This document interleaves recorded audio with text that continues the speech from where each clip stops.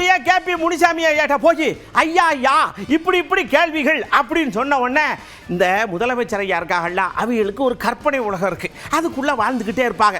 அவங்க கூட்டணி பிச்சுக்கோ புடுங்கிக்கோ பச்சுக்கோன்னு இருக்கு, நாங்க தான் 2026 ஜெயிக்க போறோம், சேர தொடச்சு வச்சிருக்கோம்னு அவர் ஆணி அடிச்ச மாதிரியே சொல்றார். நாங்க ஏற்கனவே பலமான கூட்டணியை முடிவு செய்து விட்டோம். ஆனால் இந்த நிமிடம் வரையில் கூட்டணியில் பல்வேறு குளறுபடிக்கிடையில் ஒவ்வொருவரையே அழைத்து சமாதானப்படுத்திக் கொண்டிருக்கின்ற தலைவராக திரு ஸ்டாலின் அவர்கள் இருந்து கொண்டிருக்கிறார்கள். அவர் எங்களை பற்றி, எங்கள் கூட்டணி பற்றி பேசுவதற்கு எந்த விதமான தார்மீக உரிமையும் இல்லை. ஐயா, உங்களை பத்தி விஜய் ஒண்ணுமே பேசலையே, என்ன காரணம் கேட்டா, நாங்கெல்லாம் அண்ணன் தம்பி மாதிரி ஒண்ணுக்குள்ள ஒண்ணு, அவருக்கு ஒரு பிரச்சனைன்னா எங்க ஆட்சியில நாங்க விழுந்தடிச்சு போய் நின்று ஹெல்ப் பண்ணமா இல்லையா, அவர் சிரிச்சுக்கிட்டே போனாரா இல்லையா, அதெல்லாம் வந்து போகுமா இல்லையா, அதனால அவர் எங்களை பத்தி ஒண்ணும் பேசல. ஆனா இப்ப ஆட்சியில நினைக்கும் போது அவருக்கு கண்ணீர் வருது அப்படின்னு எக்ஸ்ட்ராவா கொஞ்சம் சொல்லி விடுறார். புரட்சி தலைவி அம்மா அவர்கள் ஆட்சி பொறுப்பில் இருந்தபோது அவர்களுக்கு தொழில் ரீதியாக பிரச்சனை வந்த பொழுது புரட்சி தலைவி அம்மா அவர்களை இவரும் இவருடைய தந்தையும் நேரில் பார்ப்பார்கள், அவருடைய பிரச்சனைகளை தீர்த்து வைப்பார்கள். அடுத்தது அவர் மகிழ்ச்சியாக செல்வார்கள். அதே போல்தான் எங்களுடைய பொதுச் செயலாளர் போற்றுவதற்கு எடப்பாடி அவர்கள் முதலமைச்சராக இருந்த பொழுது அவர் தொழில் ரீதியாக பிரச்சனை வந்தபோது நேரடியாக சந்தித்தார். சந்தித்ததுடன் அவருக்கு தேவையான உதவிகளை செய்து அவர் மன நிம்மதியாக அனுப்பி வைத்தார். ஆனால் இந்த 5 ஆண்டு காலத்தில் திரு விஜய் அவர்களுக்கு தொழில் ரீதியாக பல்வேறு தொல்லைகளை கொடுத்து கொண்டிருக்கிற தலைவர்களாக இருக்கிறார்கள். அது குறிப்பாக உதயநிதி ஸ்டாலின் அவர்கள் அந்த துறையிலே ஒரு தயாரிப்பாளராக விநியோகஸ்தராக இருக்கிற காரணத்தினால் இவருடைய திரைப்படங்கள் முழுவதுமே பெரும் சிரமத்திற்குள்ளானது. அதனால் பாதிக்கப்பட்ட காயப்பட்ட திரு விஜய் அவர்கள் நமக்கு உதவி செய்தவர்களை நன்றியோடு பார்த்துக் கொள்ள வேண்டும், நம்மை தொல்லை கொடுத்தவர்களை தொந்தரவு கொடுத்தவர்களை அவர்கள்தான் எங்களுக்கு எதிரி, அவர்களை ஒதுக்காமல் விடமாட்டேன் என்று கங்கணம் கட்டிக் கொண்டிருக்கிறார். யார் ஆட்சிக்கு வருகிறார் என்று அவர் சொல்லவில்லை. எதிரி அவரை ஒழித்து விடுவோம். அப்படி என்றால் ஆட்சிக்கு வருவர் யார்? அவர் மீது அன்புள்ள அனைத்து இந்திய அண்ணா திராவிட முன்னேற்ற கழகம் ஆட்சிக்கு வருவதற்கு அவருக்கு ஒன்றும் ஆட்சேபனை இல்லை. அப்படியே யுவராஜா ஐயாட்ட போய் ஒரு கேள்வி கேட்டேன். யார் இந்த யுவராஜா ஐயான்னு நீங்க கேட்கக்கூடாது. ஏன்னா அவர் சைக்கிள் அடிச்சுட்டு வருவார்ல, அந்த கட்சியில் இருக்கக்கூடிய மனுஷன் அப்பப்பதான் வருவார். அவர்கிட்ட கேள்வி கேட்டவுடனே இந்த வரைக்கும் சினிமாவில் நடித்தவங்கெல்லாம் முதல்வராக வரணும்னா ரஜினிகாந்த் ஐயா எப்பயோ வந்திருக்கணும்ல, அமிர்தாப் பச்சன் ஐயா அமெரிக்காவுக்கு ஜனாதிபதியாக இருக்கணும்ல அப்படின்னு அடிச்சு விடுறாருல. தன்னுடைய கரிஸ்மேட்டிக் அந்த சினிமா பின்புலத்தை மட்டுமே தான் போறாரு. அவர் மக்களுக்கு ஈரோட சாயப்படி பிரச்சனை, ஈரோட அடிப்படை பிரச்சனை எத்தனையோ இருக்கு. எந்த ஒண்ணு பத்தி பேசுறாங்க சொல்லுங்க. கலைஞராயனை பற்றி வரலாறு கூட தவறாதான் குறிப்பிட்டு போனாரு. அதனால சார் இது கூட்டத்தை வச்செல்லாம் இந்தியாவில பிரதமர் மோடியா இருக்க மாட்டாரு, அமிதாப் பச்சன் தான் பிரதமரா இருப்பாரு நாட்டுக்கு. ரஜினிகாந்த் எப்போ முதலமைச்சரா இருப்பாரு. அதனால சினிமா நடிகர் எல்லாம் அரசியல் கட்சி ஆரம்பிச்சு ஆட்சி நடக்காத காரியம். கணிசமான ஓட்டு வாங்குவாங்க. கமலஹாசன் வாங்கினாரு, பாக்யராஜ் வாங்கினாரு, ஸ்ரீராஜேந்திர ஓட்டு வாங்கியிருக்காரு. அதை விட 2-3 பேர் சேர்த்தி வாங்கலாம். ஆனா அவருக்கு அளிக்கக்கூடிய வாக்குகள் கூட நான் சொல்லுவேன் பிரோஜனம் இல்லாத வாக்குகள் தான். ஒரு தலைவரா தமிழ்நாட்டில் லட்சக்கணக்கான பிரச்சனை இருக்கு. ஒவ்வொரு மாதத்துக்கு ஆயிரக்கணக்கான பிரச்சனை இருக்கா. எதோட விஜய் பேசியிருப்பாரா?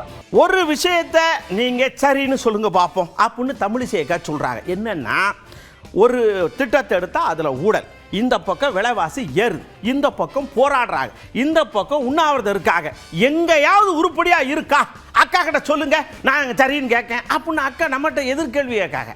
நிதியமைச்சர் செயற்கையாக ஒரு பொருளாதார தடையை மத்திய அரசு ஏற்படுத்துகிறது என்று சொல்கிறார். ஆனால் நான் சொல்கிறேன், செயற்கையாக ஒரு உரிமை போரை முதலமைச்சர் ஏற்படுத்துகிறார். ஏதோ உரிமையெல்லாம் மறுக்கப்படுவது போலவும் உரிமைக்காக இவர்கள் போராடி கொண்டிருப்பது போலவும் ஒரு மாய தோற்றத்தை ஏற்படுத்துகிறார். உதாரணத்திற்கு, அண்ணனே ஒத்துக்கொள்ள மாட்டார்கள், சமீபத்தில் நடந்த மாநில சுயாட்சி 66 துறைகள் மாநிலத்தோடு தான் இருக்கிறது.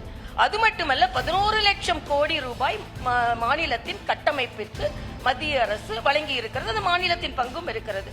ஆக எல்லா விதத்திலும் மக்கள் போராடி கொண்டிருக்கிறார்கள். விலைவாசி ஏற்றம் நீங்க பாத்தீங்கன்னா, பால் விலையிலிருந்து மின்சார விலையிலிருந்து இன்று காலை ஒரு பத்திரிகை செய்தி வந்திருக்கிறது. 350 சிறு குறு தொழில்கள் மூடப்பட்டு விட்டது. ஏனென்றால் மற்ற மாநிலங்களை விட ₹1 மின்சாரம் அதிகமாக இருக்கிறது என்ற ஒற்றை காரணத்திற்காக பல தறிகள் மூடப்பட்டது என்று. ஊழல் எல்லாவற்றிற்கும் மேல பிரதானமாக ஊழல். அக்கா குஷ்பு அக்கா, இந்த காங்கிரஸ் உடைய நிலைப்பாடை பற்றி உங்கள் விஷயத்தை சொல்லுங்கன்னு சொன்னால், நான் முன்னாடி வாழ்ந்த வீடு தான், அதை நினைக்கும் போது என் மனசுக்குள்ளே பிராண்டுது. ஆனால் இப்போ அவங்க பாவம் பிச்சுக்கோ பிதற்கோன்னு இருக்காங்க. டபக்குன்னு போய் விஜய் வீட்டு பனையூர் கதை தட்டினாலும் தட்டுவாக ஓடுறது. எனக்கு ஒரு யோசனை ஆர்வமாக தோணுது அப்படின்னு அக்கா சொல்கிறாங்க. பழிச்சிருமோ?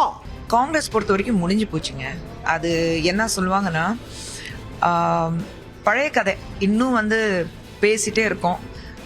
ஹிந்தியில் சொல்லுவாங்க ரசி ஜல்கி பல் நீங்கியா, இங்கே மறுபடியும் ஹிந்தியை விடுறீங்கன்னா இம்போசிஷன் ஆஃப் ஹிந்தி சொல்லுவாங்க.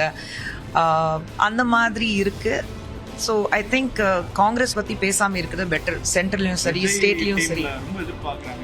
இல்லை, இப்போ பிஜேபியில் நாங்கள் வந்து யாரும் எதிர்பார்க்கறது இல்லை. ஒரு சமூகமாக நாங்கள் வந்து ஓகே, ஒரு ரொம்ப கம்ஃபர்டபுளான பொசிஷன் எங்களுக்கு ஏஐடிஎம்கேல இருக்குது, நாங்கள் ஒர்க் பண்ணிகிட்ருக்கோம். ஆனால் நீங்கள் பெரிய கூட்டணி இன்னைக்கு காங்கிரஸ் பொறுத்த வரைக்கும் தமிழ்நாட்டில் காங்கிரஸ் தனியாக போகவே முடியாது. அந்த நம்பிக்கை அவங்களுக்கே இல்லை.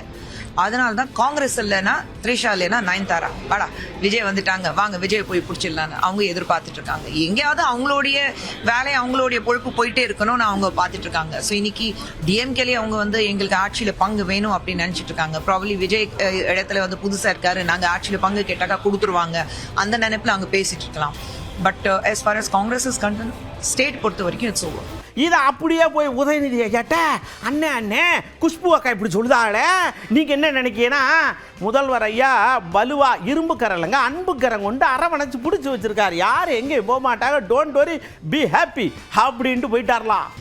நீங்கள் தானே ஏதாவது சென்று முடியறதுக்கான வேலையை பார்த்துக்கிட்டு தானே இருக்கீங்க. ஆனால் அது மாதிரி எதுவுமே நடக்காமல் எங்களுடைய தலைவர் தொடர்ந்து எங்களுடைய தலைவர் வந்து டிஎம்கேவுடைய தலைவரான சந்திச்சு, அதுக்கப்புறம் அவர் தலைவராக பொறுப்பேற்ற பிறகு சந்திச்சு அத்தனை தேர்தலையும் வெற்றி பெற்றிருக்கிறார் எங்களுடைய தலைவர். அதற்கு மெயின் காரணம் எங்கள் தலைவர் வந்து எங்களுடைய இயக்கத்தை சேர்ந்தவங்க கூட அதை திருப்தி இல்லாமல் விட்டுருவார். ஆனால் கூட்டணி கட்சிகளுக்கு ரொம்ப அவங்கள வந்து ரொம்ப திருப்திப்படுத்திடுவார். அந்த அளவுக்கு அந்த ஸ்பேஸை கொடுப்பாரு. எல்லாரையும் அரவணைச்சு போகிற ஒரு தலைவர், எல்லாரோடையும் ஆக்சசபிளாக இருக்கக்கூடிய ஒரே தலைவர் எங்களுடைய முதலமைச்சர், எங்களுடைய தலைவர். அதுதான் வெற்றிக்கு மிக மிக முக்கிய காரணம். எல்லாருக்கும் கப்ப கப்ப கப்ப கப்பன்னு எரியுது, எவ்வளவு தண்ணி குடிச்சாலும் அணைய மாட்டேங்கி. 5000 ரூபா பண்ற வேலை முதல்வர் ஐயா மட்டும் சிரிக்கா இப்படி தாங்க இருக்கும் அப்படின்னு சொல்றாரு டிஆர்பி ஆயா. இப்போ சமீபத்தில் நடந்த ஒரு விஷயம் கூட உங்களுக்கு நல்லா தெரியும். அந்த 1000 ரூபாய் கொடுத்த விஷயம் தமிழ்நாடு மக்களின் நலனுக்கு எதிர்ப்பாக யார் எதை செய்யணும் என்று நினைத்தால் வெகுண்டு எழுவார் எங்களது முதலமைச்சர் மு.க. ஸ்டாலின் அவர்கள் என்பதற்கான மிகப்பெரிய ஒரு அத்தாட்சி. அது நீ எங்கள் ஆளுங்களுக்கு 1000 ரூபா கொடுக்கறது தடுக்கணும்னு நினைச்சேன்னா நான் 5000 ரூபா கொடுப்படா அப்படின்ற அந்த வெறி இருக்குல்ல, அதுதான் அந்த என் மக்களுக்காக வெகுண்டு எழுதுற ஒரு உணர்வு இருக்குல்ல, அது இந்த முதலமைச்சர்கிட்ட பார்க்குறாங்க நம்ம தமிழ்நாடு மக்கள். அதனால அவர் பாசத்தோடு பார்க்குறாங்க, அப்பான்றாங்க, எங்கள் வீட்டு பிள்ளைன்றாங்க, எங்களில் ஒருவன் என்று இந்த தமிழ்நாடு மக்கள் கொண்டாடும் ஒரு தலைவராக மாண்புமிகு முதலமைச்சர் மு.க. ஸ்டாலின் அவர்கள் இருக்கிறார். அதுதான் எங்களுக்கு பெருமை. திமுக காரனாக எங்களுக்கு ஒரு வெறித்தனமான ஒரு பெருமை, இப்படி ஒரு லீடர் கிட்ட நாங்களாம் பணிபுரியணுன்றது எங்களுக்கு பெருமை. எந்த சூழல்லையும் ஆளுநரை மாத்தாதியே, நீங்க என்ன கேட்டாலும் நாங்க தாரோம். ஏன்னா எங்களுக்கு அவர் தான் ராசியான மனுஷன்.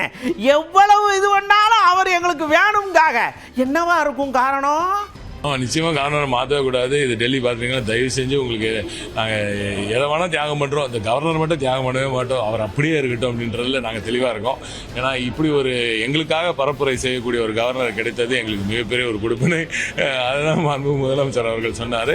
எதிரில் இருக்க பார்த்து அவர் இன்னைக்கு கிரவுண்டில் தமிழக முதலமைச்சர் போகிறாரு. எவ்வளவோ இடத்துல பெண்கள், அதுவும் நான் போன முறை ரெட்டலைக்கு போட்டேன், போன முறை இதுக்கு போட்டேன், ஆனால் இந்த முறை உங்களுக்கு தாங்க, நீங்கள் பண்ணுற மாதிரி யாரும் பண்ணலங்க, நான் வந்து என் புருஷன் நான் எல்லாமே இத்தனை வருஷமாக வேறு மாற்றுக் கட்சியில் தான் இயங்கிட்டு வந்தோம், ஆனாலும் இந்த முறை நிச்சயமாக உங்களுக்கு தான் அப்படின்னு உணர்வோடு அவங்களாம் வந்து சொல்கிறாங்க. போகிற இடத்துலலாம் மக்கள், நீங்கள் தலைவர் வண்டி போனால் மக்கள் வெளியில் அந்த பால்கனிலையும் டெரஸ்லையும் நின்று பார்க்குற அந்த காட்சிகளெல்லாம் பார்க்குறோம். இப்போ ஒரு தலைவரை உணர்வோடு வந்து பார்க்கறது என்ற அந்த விஷயம் இருக்குல்ல, நன்றி கூற வர பார்க்குவது இருக்குல்ல, அது எல்லாம் வந்து சும்மா வேடிக்கை பார்க்கறதுக்கு வரல. அந்த மாதிரி தலைவர் இவர் நன்றியோடு பார்க்குறாங்க. இப்படி ஒரு தலைவர், எனக்கு ரெஸ்பான்சிபிளான ஒரு லீடர், ஒரு பெருமையோட, 2 விஷயம், பெருமையோடு பார்க்குறாங்க, நன்றியோடு பார்க்குறாங்க. அப்படியே நம்ம பீட்டர் அல்போன்ஸ் அண்ணாச்சி வந்தாங்க. 5 விஷயம் பாஜக வந்து எப்போ பார்த்தாலும் சொல்லிக்கிட்டே இருக்கு. இதுதான் அவங்க தாரக மந்திரம் மாதிரி. அதாவது ஒன் நேஷன் ஒன் இது அப்படின்னு சொல்லுவாங்கன்னா, அதாவது அந்த மாதிரி இதே மாதிரி எல்லாத்துக்குள்ளேயும் கொண்டு வந்து ஒன்று சேர்க்க நினைக்காங்க. எப்படி சேருங்க அப்படிங்க. நம்முடைய அரசியல் சாசன சட்டத்தினுடைய அடிப்படைகளையே அசைக்கக்கூடிய முன்னெடுப்புகளை எப்படியாவது எடுத்து விடுவது என்று மத்திய அரசு கங்கணம் கட்டி கொண்டு செயல்படுகிறது. அதில் குறிப்பாக முதல் நகர்வு என்ன அப்படின்னு கேட்டிங்கன்னா, மாநிலங்களை நகராட்சிகளாக ஆக்கி மாநில அதிகாரங்களை முழுமையாக பறித்து அந்த கூட்டாட்சி தத்துவம் என்கிற அந்த அடிப்படை தத்துவத்தையே சீர்குலைக்கின்ற முயற்சியில் உச்சக்கட்டத்தில் இன்னைக்கு அவங்க நிற்கிறாங்க. இப்போ இந்த 5 ஆண்டுகளில் தான் நீங்க ஒன் நேஷன் ஒன் எலெக்ஷன் அதற்கான எல்லா முடிவுகளையும் தயாராக வைத்திருக்கிறார். டீலிமிட்டேஷன் வருது இந்த 5 ஆண்டுகளில், இந்த 2026 2031 இந்த டீலிமிட்டேஷன்ல தமிழ்நாட்டை போன்ற மாநிலங்களுக்கு ஒரு மிகப்பெரிய ஒரு அச்சுறுத்தல் இருக்கிறது. பாராளுமன்றத்தில் எண்ணிக்கைகளை கூட்டுகின்ற போது மக்கள் தொகை கணக்கெடுப்பிலே மிக சிறப்பாக செயல்பட்ட தமிழ்நாட்டை போன்ற மாநிலங்களுக்கு பேர் இழப்புகள் எடுப்பதற்கான வாய்ப்புகள் இருக்கிறது. அதை இன்றைக்கு வரைக்கும் அதை பற்றிய ஒரு தெளிவான நிலைப்பாட்டை ஒன்றிய அரசு சொல்ல மறுக்கிறது. ஆகவே மக்கள் இந்த முறை ரொம்ப தெளிவாக இருக்காங்க. இந்த 5 ஆண்டுகளில் இதை விட்டுட்டோம்னு வச்சுக்கோங்க, தமிழ்நாட்டை ஒரு நாள் மீட்டெடுக்க முடியாது. ஐயா, அரசியல்ல இந்த பக்கம் ரொம்ப வீக்கா இருக்கு, இந்த பக்கம் ஸ்ட்ராங்கா இருக்கு, இவையெல்லாம் தேர மாட்டாங்க அப்படின்னு யாரை எதிர்பார்க்காதீங்க.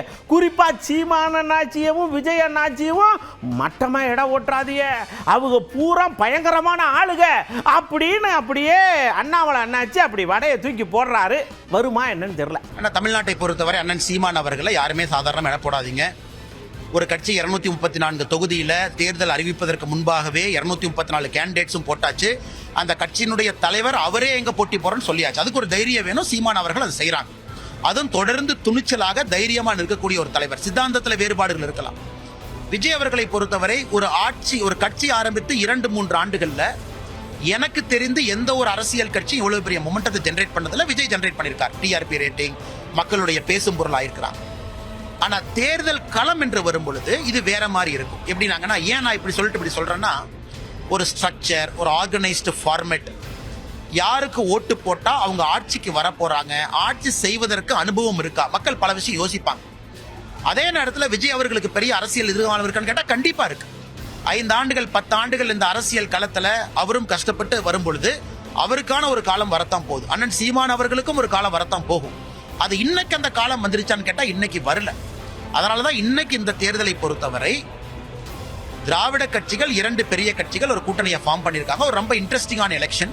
அதனால இந்த எலெக்ஷனை பொறுத்த வரைக்கும் திராவிட முன்னேற்ற கழகம் தலைமையிலான ஒரு கூட்டணியும் அனைத்து இந்திய அண்ணா திராவிட முன்னேற்ற கழகம் தலைமையிலான தமிழ்நாட்டில் இருக்கக்கூடிய என்டிஏ 2 பேத்துக்கு தான் போட்டிங்கன்னா, ஆனா விஜய் அவர்கள் நல்ல வாக்குகள் வாங்குவாங்க, எந்த மாற்று கருத்தும் இல்லை. அதனால விஜய் அவங்க ஆட்சிக்கு வருவான்னு கேட்டீங்கன்னா அதற்கான சாத்திய கூறுகளை நான் பார்க்கல.